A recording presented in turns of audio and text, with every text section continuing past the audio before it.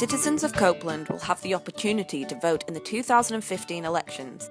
However, your vote on May the 7th is not limited to just the general elections. You will also have the opportunity to vote for a councillor to represent your ward, a councillor to represent your parish, and for the first time, a directly elected mayor. With so many elections taking place at the same time, here is a quick guide to help you on polling day. Your local polling station will open at 7 a.m. You will be greeted by a poll clerk or a presiding officer who will ask you to confirm your name and address. This is to ensure you're eligible to vote. Next, the polling officer will hand you a number of unfolded ballot papers and direct you to a private polling booth.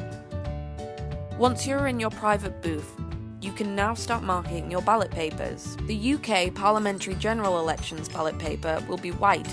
This is an opportunity for you to select a Member of Parliament who you would like to represent Copeland in the House of Commons. There'll be a list of candidates in alphabetical order. You'll see their name, address, and where applicable, their political party. This paper, you can only vote for one candidate. Once you see the name of your preferred candidate, put a cross in the box next to their name. When voting in the mayoral election, the ballot paper will be salmon-coloured. This election determines who will lead Copeland Borough Council.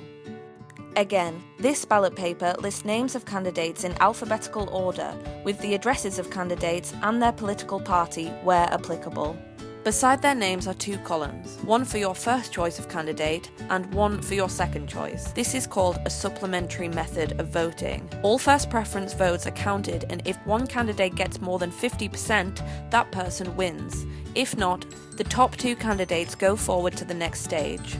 The ballot papers which had the eliminated candidates as first choices are then looked at again, and the number of second preference votes for the two top candidates on those ballot papers are counted and added to their totals.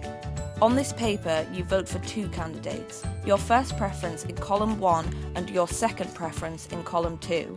You can just vote for your first preference, however, this must be in the first column. When voting in the Copeland Borough Council elections, the ballot paper will be lilac-coloured. This election will determine which councillors will represent your ward in Copeland Borough Council. This ballot paper looks very similar to the parliamentary one. It again lists the name of candidates in alphabetical order with addresses and, if any, their political party. The paper will tell you whether you need to vote for 1, 2 or 3 candidates. The number of seats varies from ward to ward, depending on the population. Once you see the name of your preferred candidate, put a cross in the box next to their name.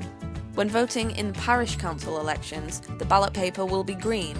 If there are fewer candidates standing than there are seats available, then the election is not necessary.